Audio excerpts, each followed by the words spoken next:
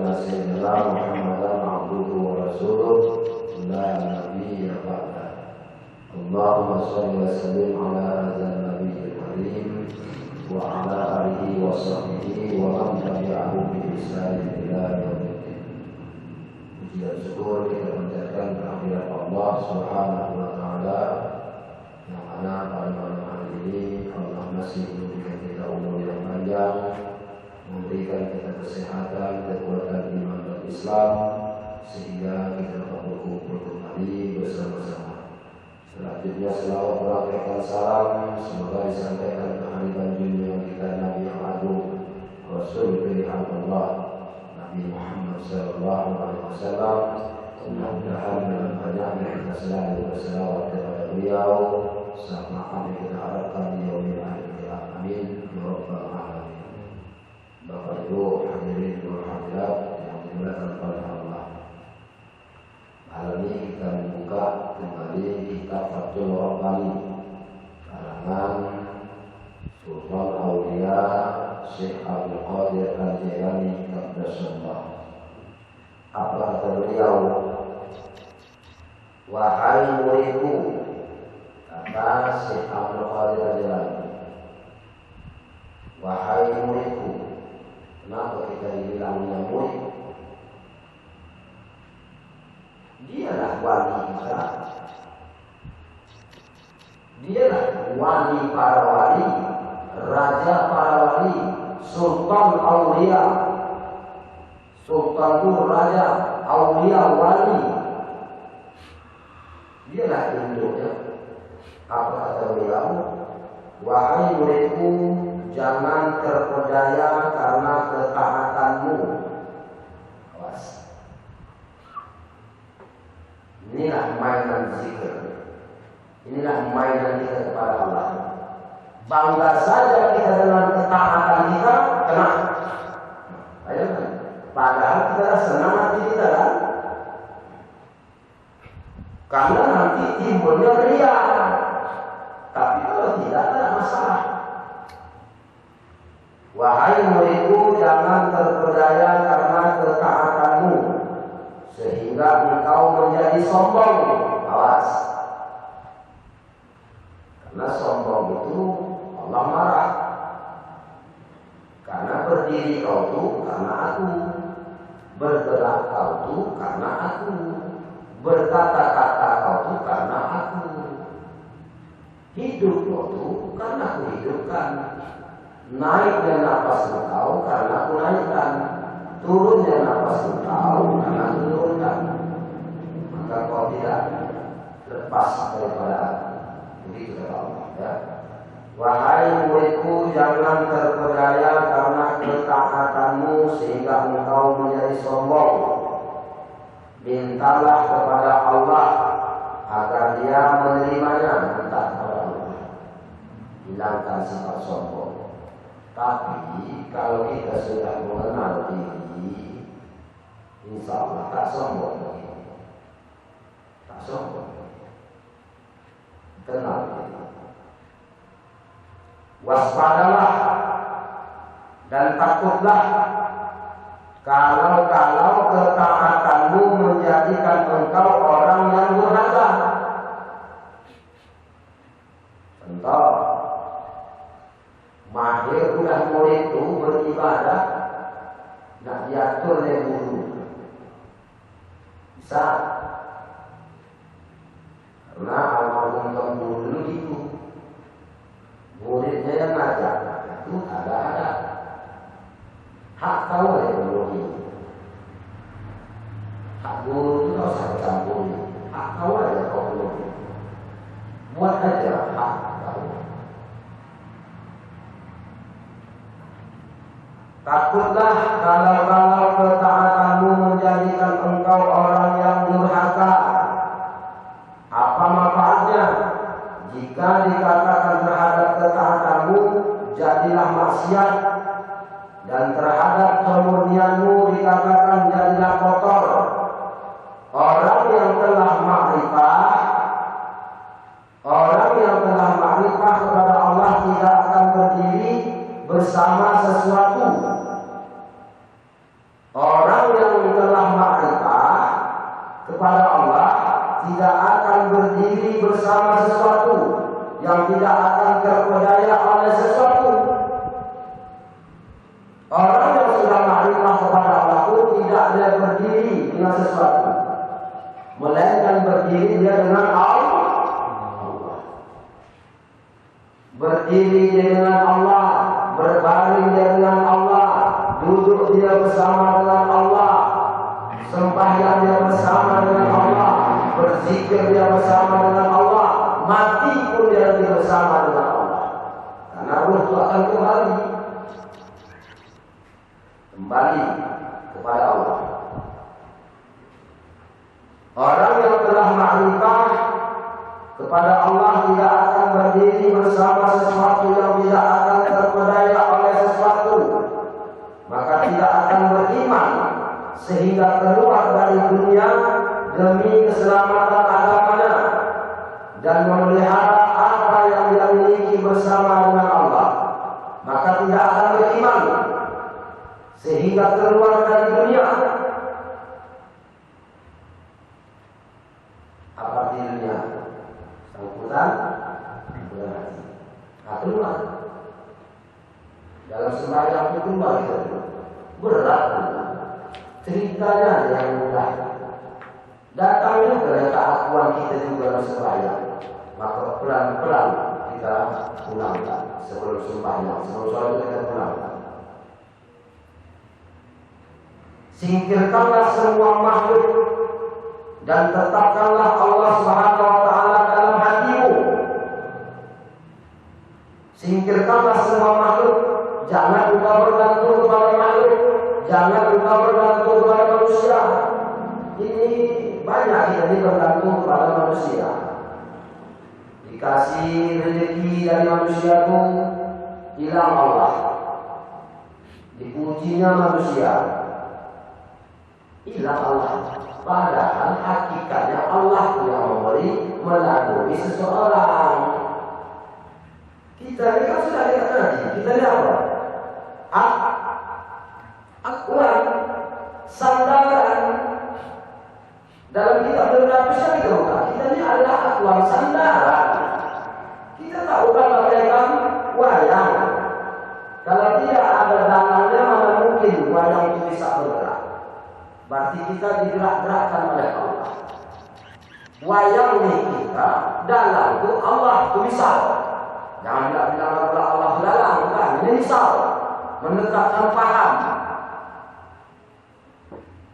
Singkirkanlah semua makhluk dan tetapkanlah Allah Subhanahu wa taala dalam hatimu. Illallah, illallah, la ilaha illallah, la ilaha illallah, illallah, illallah. Masukkan di dalam hatimu illallah. Allah itu masukkan di dalam hati sanubari itu. Tak ada yang lain yang ada Allah. Tak ada yang lain yang ada Allah. Begitu dia mau mesti zikir. Jadi kalau sudah ada Allah di situ, maka kita tidak lagi bergantung kepada makhluk. Banyak kita beramal, banyak kita beribadah, tapi tetap juga kadang-kadang banyak kita dari golongan kita ini yang juga masih pertuhankan manusia. Jadi untuk apa iman kalau kita juga berteduh juga kepada manusia, berharap juga manusia? Untuk apa la ilaha illallah kita ambil? Padahal la ilaha illallah yang kita ambil dari itu untuk diamalkan itu membuang keakuan itu, mengada keakuan Allah. Pada hakikatnya yang berlaku hanyalah Allah. Tak ada keakuan kita, maka ditolak dia dengan kalimat la ilaha. Makanya kalimat la ilaha illallah ini benteng. Maka dia menarik kalimat la ilaha, ditutup semua pintu-pintu. Ditutup pintu-pintu setan sampai kita di pertengahan antara alis mata di atas hidung. Antara alis dengan alis bertemu tengah-tengah ada mata nafsi itu. Itu penting kali itu dilalui dengan kalimat la itu. Karena itu makam terbuka, maka tutup dia dengan kalimat la. Karena dengan kalimat la itu la tutup dengan kalimah la. Mesti dipandang ke kalimah la itu supaya tiada keakuan kita lagi. Yang ada hanya keakuan Allah. Itu yang diterima oleh Allah. Singkirkanlah semua makhluk dan tetapkanlah Allah SWT dalam hatimu. Singkirkan segala sesuatu yang tidak patut baginya dan tetapkan sesuatu yang layak. Singkirkanlah semua makhluk dan tetapkanlah Allah SWT dalam hatimu. Singkirkan segala sesuatu yang tidak patut baginya. Maksud yang tidak patut baginya ini yang tidak patut bagi Allah. Dan tetapkan sesuatu yang layak dan wajib baginya. Dan tetapkan sesuatu yang layak. Siapa yang tetapkan sesuatu yang layak? Allah. Ya kan? Bukan sedap. Kan mesti dengan amalan. Kalau bosan, berarti belum sampai kepada Allah. Karena dalam kitabul hadis, kalau dia masih bosan, ada rasa malas, itu menandakan orang yang tidak sampai kepada Allah. Apabila dia merasa malas, bosan, maka dia tidak akan sampai kepada Allah. Terkecuali karena ada kesibukan hal yang penting sama dia, seperti mencari nafkah. Itu lain. Karena itu wajib memberi makan anak dan istri. Itu lain. Tapi kalau hanya bersandar kepada makhluk, kita yang memperlenah-lenahkan diri kita, itu kenapa? Kenapa dia bosan? Ada kebosanan. Padahal dia dalam hati itu dia sudah tahu, tapi di mulutnya lain dia. Singkirkanlah semua makhluk dan tetapkanlah Allah SWT dalam hatimu. Singkirkan segala sesuatu yang tidak patut baginya dan tetapkanlah sesuatu yang layak dan wajib baginya. Apabila hal itu telah engkau lakukan, maka tidak akan ada lagi kekosongan di dalam hatimu. Singkirkanlah semua makhluk dan tetapkanlah Allah. Singkirkan semua makhluk. Surga pun datang pula. Surga pun datang pula. Tahu kita surga itu mana? Nampak itu mana? Mana surga itu? Surga sudah amalan beramal itu lah. Bukan itu tujuan. Bukan itu tujuan. Surga datang juga.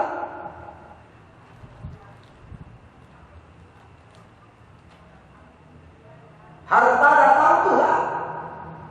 Walaupun kita butuh kekayaan, tapi itu yang datang dalam beramal juga.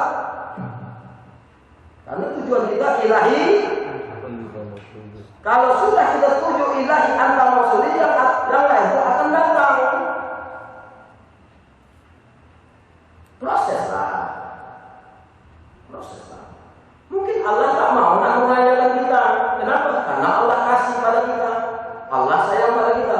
Kalau kemudian diberikan rezeki yang berlimpah ruah, lalai kau besok sama aku. Tak kau sebut-sebut aku lagi. Tak kau sebut-sebut aku lagi. Kenapa? Kau sudah merasa kau menjadi Tuhan. Coba perhatikan kalau orang yang kaya dengan orang yang miskin kalau beribadah. Coba perhatikan orang kaya itu berdoa. Coba kita lihat. Dah selesai.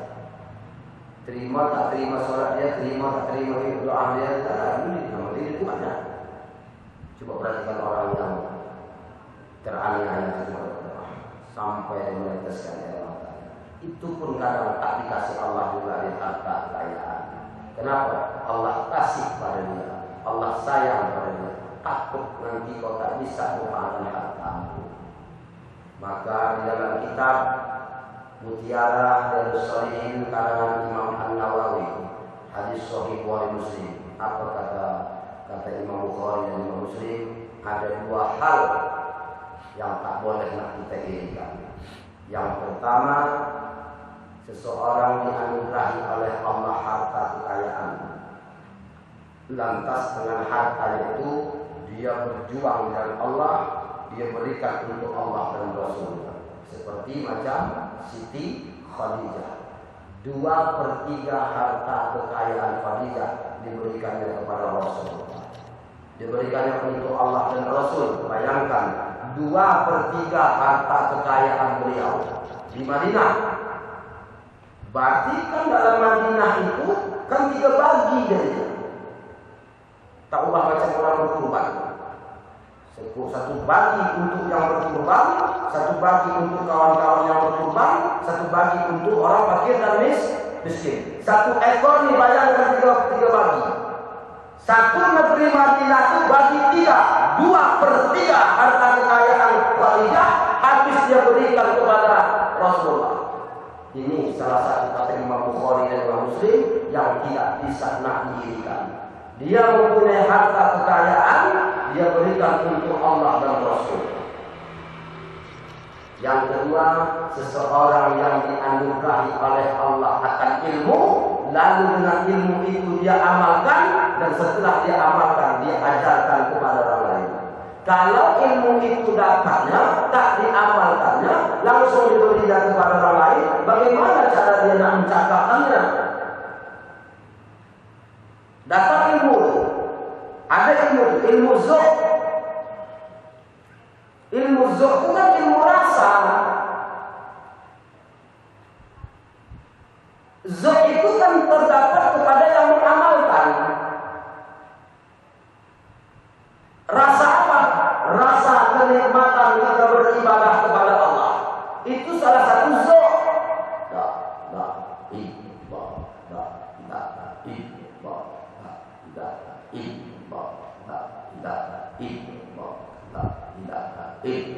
Tak terbeban dia.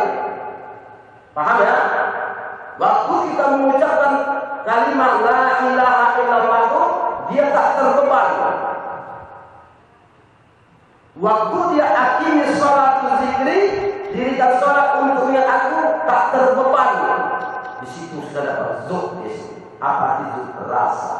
Rasa apa? Rasa bersamaan dengan Allah. Kalau masih kita, kalau masih kita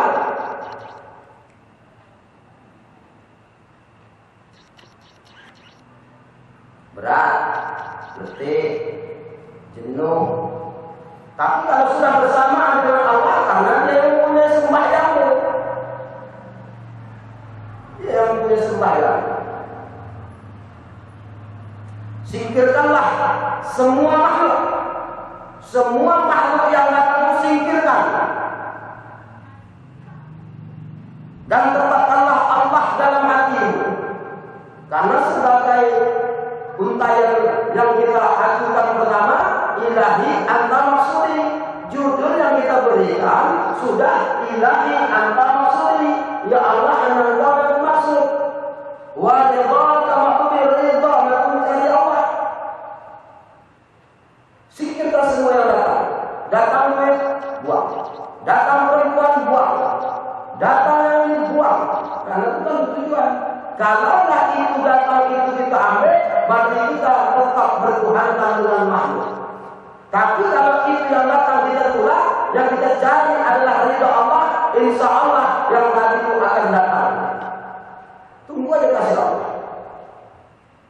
Tapi kalau tidak dikasih oleh Allah, awas. Berarti Allah sayang sama kita. Kenapa? Takut nanti kita lalai. Kalau memang diberikan oleh Allah kita nanti harta kekayaan, berarti Allah kasih pada kita. Kenapa? Karena dengan harta kekayaan kita menjadi dermawan. Yang suka bersedekah itu sangat dicintai oleh Allah. Awas ya. Makanya orang yang cepat masuk ke dalam surga nanti, orang yang kaya, tapi dengan kekayaan itu dia berikan kepada untuk umat. dia sedekah kepada orang, maka dia bersedekah. Karena Allah yang bersedekah. Kenapa? Dia anugerahkan oleh Allah harta, dia berikan. Singkirkanlah semua makhluk dan tetapkanlah Allah SWT dalam hatimu. Singkirkan segala sesuatu yang tidak patut baginya, dan tetapkan sesuatu yang layak dan wajib baginya, sesuatu yang dibenarkan olehnya dan juga oleh Rasulnya, sesuatu yang dibenarkan olehnya dan juga oleh Rasulnya, sesuatu tadi itu yang dibenarkan oleh Allah dan Rasulnya. Itu ambil.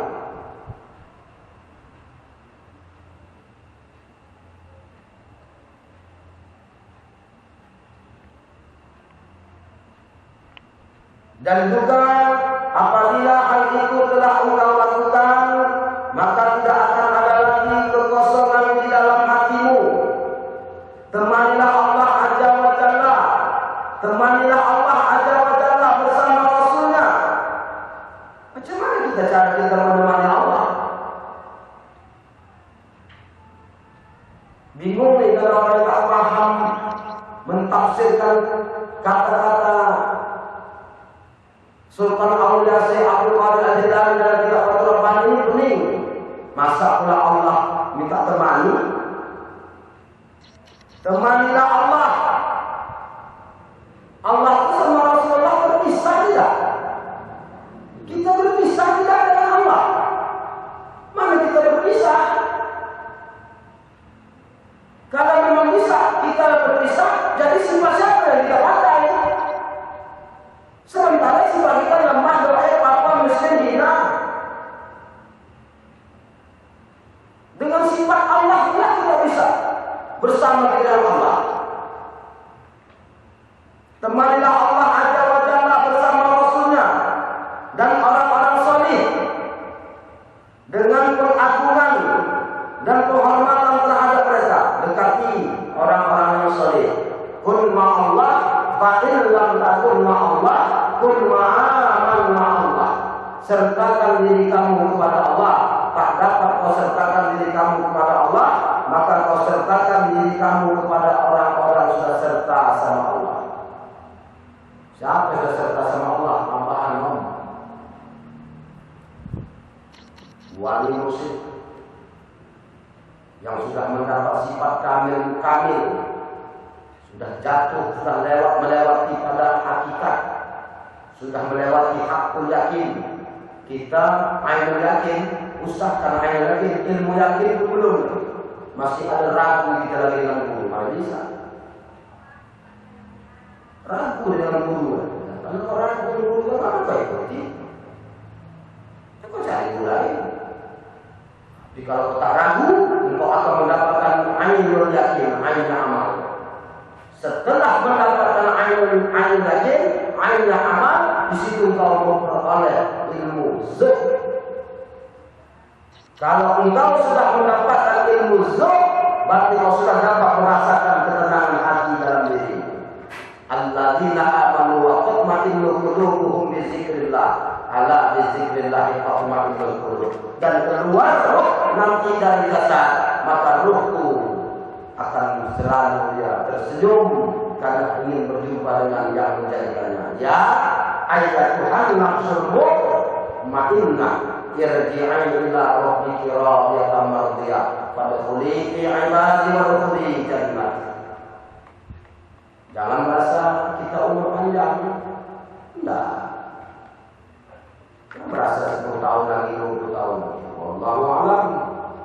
Naik nafas tak turun tak naik. Masuk ke kampung akhirat. Apabila engkau menginginkan kebahagiaan, kata yang lagi yang terakhir. Apabila engkau menginginkan kebahagiaan, maka jangan datang kepadaku kecuali dengan beradab. Kata Syekh Abdul Qadir Al-Jilani. Apabila engkau menginginkan kebahagiaan, maka jangan datang kepadaku kecuali dengan beradab. Jika tidak bisa menunjukkan adab yang baik, maka jangan sekali-kali datang. Iman, ilmu, Iman, ilmu, tinggi ilmu lagi daripada iman, tapi di atas iman ada yang lebih tinggi. Di atas ilmu ada yang lebih tinggi, ada. Maka kata Syekh Abdul Qadir Al-Jilani, apabila engkau menginginkan kebahagiaan, maka jangan datang kepadaku kecuali dengan beradab. Bersalam sama guru, jangan keterpaksaan, jangan mengambil perhatian sesuai dengan hati. Kalau engkau nanti terlalu berlebih memuji dengan fisik, tapi pada hatimu tidak, engkau munafik di situ. Ya, apabila engkau menginginkan kebahagiaan, kalau dia tidak bahagia, ya ngomong oleh Allah. Sekarang tidak ada nabi, yang ada hanya wali. Apabila engkau menginginkan kebahagiaan, maka jangan datang kepadaku kecuali dengan beradab. Jika tidak bisa menunjukkan adab yang baik, maka jangan sekali-kali datang. Engkau selalu berbuat kesia-siaan. Tinggalkanlah kesia-siaan sekarang juga, agar engkau diberi pemahaman. Orang yang memasak pasti mengetahui apa yang akan dimasaknya. Orang yang masak pasti mengetahui apa yang akan dimasaknya. Itulah kalau orang mengetahui. Orang yang masak akan tahu ya apa yang nak dimasaknya, apa yang nak dibuat. Begitu juga dengan anak. Begitu dia datang pada guru itu, makanya datang pada guru itu tak boleh juga sering-sering. Karena kita nanti merasa macam berkawan kita sama dia. Kalau memang perlu silakan. Tapi kalau tidak, hanya sekedar jalan-jalan jangan. Nanti engkau yang salah. Salah itu sepilih kau sama dia. Kau pandang zahirnya.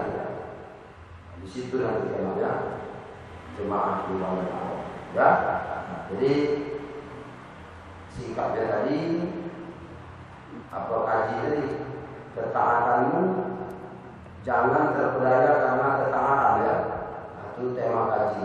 Jangan terpedaya karena ketaatanmu sehingga engkau menjadi sombong. Beribadah karena Allah tidak akan menjadi sombong. Tapi kalau kita beribadah nak menunjukkan kehadapan wilayah ramai, di situ tinggallah datang sombong, datang riya, datanglah angkuh, merasa diri yang paling pandai. Buang. Tapi kalau memang kita memakai sunnah Rasul, silakan. Mau pakai serban, mau pakai jubah, ada masalah. Bagus, sunnah. Berpakaian putih-putih, bagus. Asalkan dibuang sifat sombong. Tapi kalau kita sudah mengkaji kalimat la ilaha illallah, kita amalkan, insya Allah tidak akan sombong. Insya Allah.